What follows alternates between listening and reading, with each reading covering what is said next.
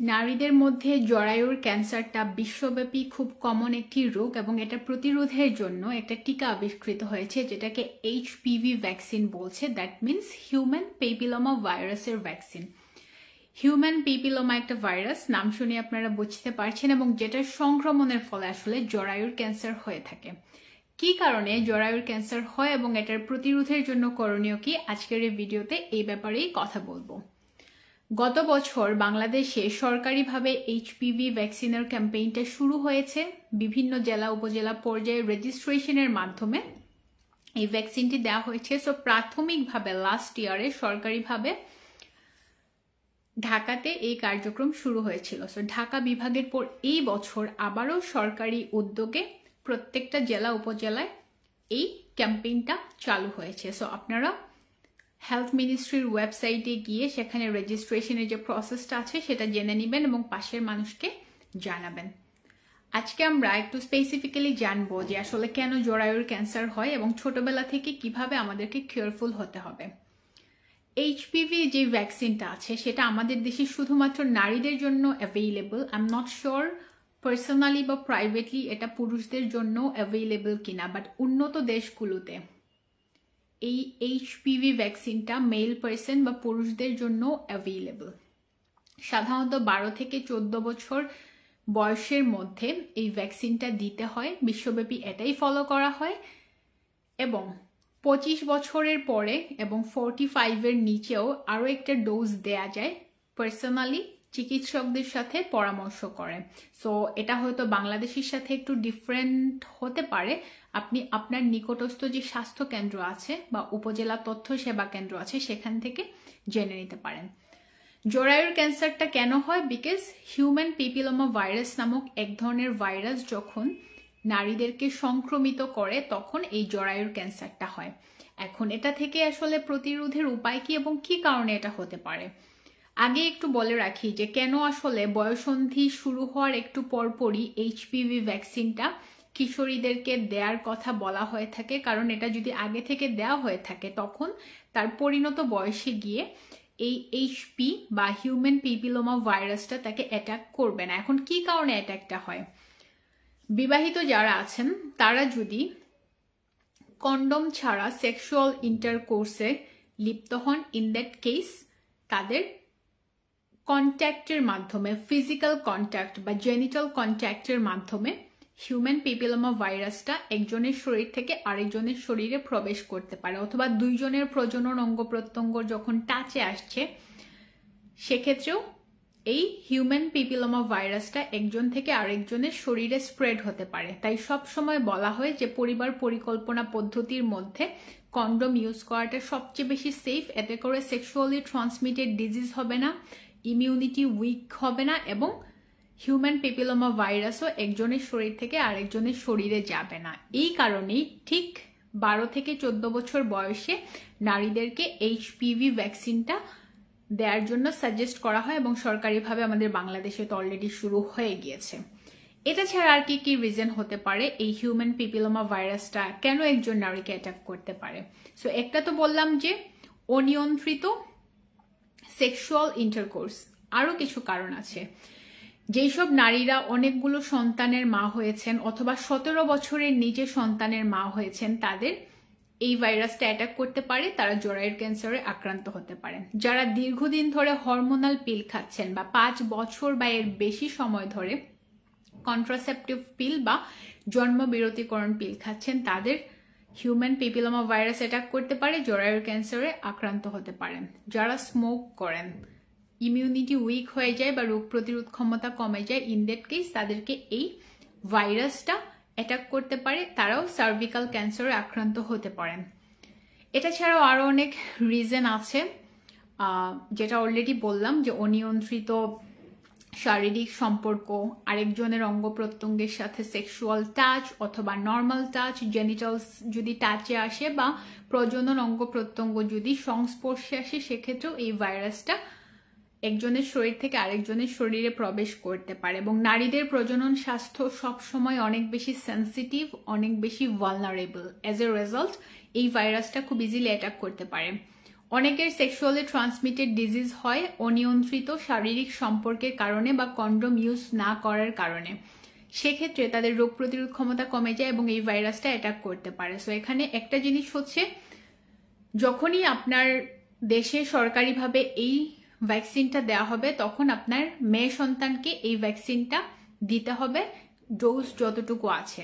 আপনার বয়স যদি 25-এর উপরে হয়ে যায়, কোনো কারণে আপনি যদি মিস করে ফেলেন এই টিকাটা, তখন আপনি একজন জেনারেল প্র্যাকটিশনার বা ডক্টরের সাথে কথা বলে এই ডোজটা দিতে পারেন। এবং পুরুষ যারা আছেন, আই এম নট শিওর বাংলাদেশে এটার প্রসিডিউরটা কি, বাট উন্নত দেশে আমি দেখেছি 45-এর নিচে পুরুষ যারা আছে তারাও এইচপিভি ভ্যাকসিনটা দিয়ে থাকেন। সো আমি বাংলাদেশে শুধুমাত্র দেখেছি যে নারীদেরকে এটা দিতে বলা হয় বা দেয়া হয়ে থাকে, বাট পুরুষরাও কিন্তু বিভিন্ন ধরনের প্যানেল ক্যান্সার অথবা আরো বিভিন্ন ধরনের রিপ্রোডাক্টিভ অর্গ্যানসের ক্যান্সারে আক্রান্ত হন এই হিউম্যান পেপিলোমা ভাইরাসের কারণে। তাই নারী পুরুষ নির্বিশেষে সবারই পার্সোনাল একজন ডক্টর বা জেনারেল প্র্যাকটিশনারের সাথে কথা বলে আমার মনে হয় যে এইচপিভি ভ্যাকসিনের ব্যাপারে জানা এবং সেটা থেকে কিভাবে প্রতিকার পাওয়া যায় সেটা খুঁজে বের করা। তাহলে গেল যে বললাম ভ্যাকসিন দিতে হবে, তারপর পরিণত বয়সে গেলে কন্ডোম ইউজ করা বিবাহিত জীবনে, এবং হরমোনাল পিলস যত কম খাওয়া যায় সেটা চেষ্টা করা, কম বয়সে সন্তান না নেওয়া, পরিণত বয়সে গিয়ে সন্তান ধারণ করা, এবং স্মোক না করা, অ্যালকোহলিক না হওয়া, এবং এমন কোনো কাজ না করা যেটা আমাদের রোগ প্রতিরোধ ক্ষমতাকে অনেক বেশি কমিয়ে দেয়। বিকজ আমাদের রোগ প্রতিরোধ ক্ষমতা যখন কমে যায় তখন বিভিন্ন ভাইরাস আমাদেরকে অ্যাটাক করে, তার মধ্যে most importantly human papilloma virus. এবং এতে করে নারীদের জরায়ুতে ক্যান্সার হয় এবং এটা ট্রিটমেন্ট আসলে খুবই ক্রুশাল, সার্জিক্যাল প্রসেস মেইনলি, কারণ এটা ধীরে ধীরে ডেভেলপ করে এবং এমন একটা স্টেজে গিয়ে ধরা পড়ে তখন আসলে দেখা যায় যে ইউটেরাইন অর ইউটেরাসটা কেটে ফেলে দিতে হয় এবং আরো বিভিন্ন স্বাস্থ্য সমস্যা দেখা দেয় এবং অনেককে কেমোথেরাপি দিতে হয়, রেডিওথেরাপি দিতে হয়। এবং সার্ভিক্যাল যে স্ক্রিনিংটা আছে সেটা আসলে নারীদের করা উচিত। আমরা যেরকম ব্রেস্ট ক্যান্সারের জন্য ব্রেস্ট স্ক্রিনিং করি, নারীদেরও সার্ভিক্যাল স্ক্রিনিং করা উচিত। এন্ড এটার সাথে সাথে আমি বলবো পুরুষদেরও করা উচিত, বিকজ এখন অনেক পুরুষদেরই প্রস্টেট ক্যান্সার, পিনাইল ক্যান্সার এগুলো হচ্ছে। সো এই ব্যাপারে একটু কেয়ারফুল থাকা। এবং কিভাবে আসলে বোঝা যায়, যেহেতু জরায়ুর ক্যান্সারটা ধীরে ধীরে ডেভেলপ করে এমন একটা স্টেজে গিয়ে ধরা পড়ে যখন আসলে surgical procedure, chemotherapy, radiotherapy or মেডিকেশনে যেতে হয়, যেগুলো অনেক ইন্টেন্সিভ। বাট আমরা যদি ছোটবেলা থেকে কেয়ারফুল হই, রোগ প্রতিরোধ ক্ষমতা বাড়াই এবং যেই প্রসেসগুলোর কথা বললাম এবং যেই ডুজ অ্যান্ড ডোনসের কথা বললাম সেগুলো যদি মানি তাহলেই বেটার। আর কিভাবে আসলে বোঝা যায়, অনেক সময় দেখা যায় যে সেক্সুয়াল ইন্টারকোর্সের সময় অনেক নারীরা পেইন অনুভব করেন, অনেকের ভ্যাজাইনাল ব্লিডিং হয় বা যোনিপথ থেকে রক্ত বের হয়ে আসে পিরিয়ডের আগে পরে, প্রচন্ড পরিমাণে ব্যথা হয় এবং যোনিপথ থেকে যে যোনি স্রাবটা আসে সেটাতে প্রচন্ড পরিমাণে দুর্গন্ধ হতে পারে। সো এইসব জিনিস যদি আপনি দেখেন, জরুরি না বা ম্যান্ডেটরি না যে এই ধরনের সাইনস অ্যান্ড সিমটমস হলেই আপনার জরায়ুর ক্যান্সার হয়েছে, বাট আপনি যখন দেখবেন যে আপনার যোনিস্রাবে দুর্গন্ধ হচ্ছে, আপনার ভ্যাজাইনাতে কারণ ছাড়া ব্লিডিং হচ্ছে, পিরিয়ডের টাইম ছাড়াও ব্লিডিং হচ্ছে, এবং বিবাহিত জীবনে আপনার যখন সেক্সুয়াল ইন্টারকোর্সের সময় পেইন অনুভূত হবে, ঠিক তখনই আপনার একজন ডক্টরের কাছে যেতে হবে। অন্য কোনো কারণেও এটা হতে পারে, বাট জরায়ুর ক্যান্সারে যারা আক্রান্ত হন তাদের আর্লি সাইনস অ্যান্ড সিমটমস হিসেবে এই জিনিসগুলো দেখা যায়। তাই চেষ্টা করবেন এই সাইনস অ্যান্ড সিমটমসগুলো দেখা মাত্রই ডক্টরের সাহায্য নেওয়া এবং ছোটবেলা থেকে ক্লিনলিনেস মেনটেন করা, এটার বিকল্প আর কোনো কিছুই হতে পারে না।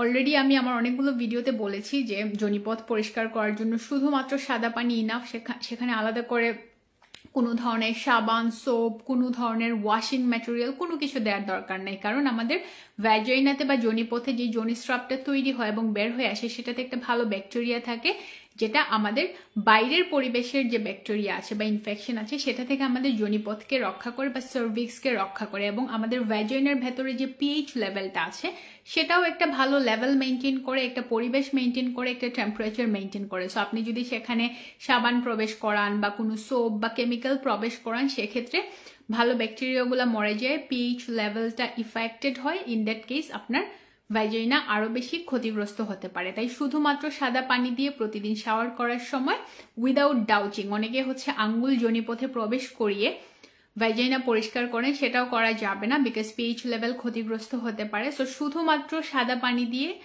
আপনি পরিষ্কার করতে পারেন। তারপরেও যদি মনে হয় যে আপনি সাবান দিয়ে আশেপাশের এরিয়া পরিষ্কার করতে চান বা সোপ দিয়ে, সেক্ষেত্রে খুব কেয়ারফুলি করতে হবে সো দ্যাট ভেতরে কোনো অবস্থাতেই সেই সোপ বা কেমিক্যাল কম্পাউন্ডটা প্রবেশ না করে। এবং ক্লিনলিনেস মেনটেন করবেন, এতে করে আপনার জরায়ুর স্বাস্থ্য, সার্ভিক্সের স্বাস্থ্য ভালো থাকবে। পিরিয়ডের সময় অনেকে কাপড় ইউজ করেন, এটা ইউজ না করাই ভালো। অনেকে স্যানিটারি ন্যাপকিন ইউজ করেন, চেষ্টা করবেন স্যানিটারি ন্যাপকিন থেকে মেনস্ট্রুয়াল কাপে শিফট করতে। মেনস্ট্রুয়াল কাপ যদি আপনি সিলিকন গ্রেডের মেডিকেলি অ্যাকিউরেট একটা মেনস্ট্রুয়াল কাপ আপনি ইউজ করেন, ইন দ্যাট কেস আপনার খরচ কিন্তু অনেক কমে যাবে। প্রতি মাসে আপনি স্যানিটারি ন্যাপকিন কিনতে গিয়ে যে টাকাটা ইনভেস্ট করতে হচ্ছে সেটা অনেকটা কমে যাবে, and at the same time আপনি অনেক ভালো ফিল করবেন, আপনার চলাফেরা করাটা সুবিধা হবে।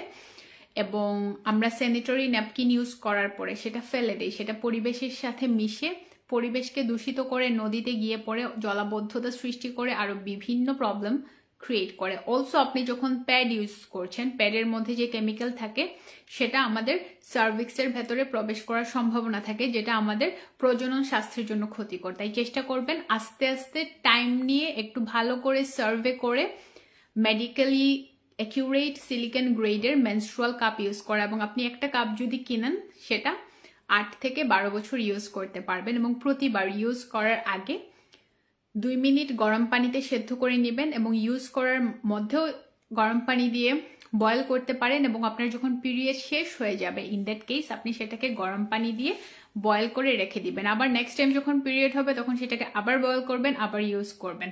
4 থেকে 6 ঘন্টা পরপর কাপ চেঞ্জ করতে হয়। এটা ডিপেন্ড করবে আপনার ব্লিডিং এর যে ফ্লো আছে বা পিরিয়ডের ফ্লো সেটার উপর। প্রথম 1-2 দিন ব্লিডিং অনেক বেশি হতে পারে, সেক্ষেত্রে আপনি 4 ঘন্টা পর চেঞ্জ করলেন। 3rd, 4th ওর এর পরের সময়গুলোতে হয়তো ব্লিডিং কমে আসে, ইন দ্যাট কেস আপনি হয়তো 6 ঘন্টা পর ইউজ করবেন। আর কাপের বা মেনস্ট্রুয়াল কাপের অনেক সাইজ থাকে। ফর এক্সাম্পল যারা বয়ঃসন্ধি শুরু করেছে তাদের হয়তো একটু ইউজ করাটা প্রবলেম হবে, তারা স্মল সাইজ ইউজ করবে।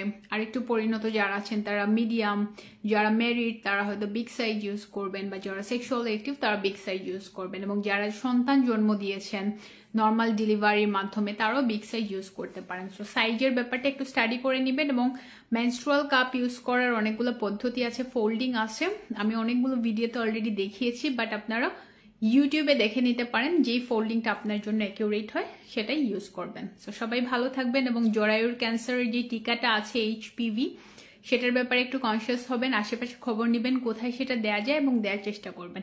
সবাই ভালো থাকবেন। আসসালামু আলাইকুম সবাইকে, আল্লাহ হাফেজ, and I will see you in the next video. Bye bye, good night, take care.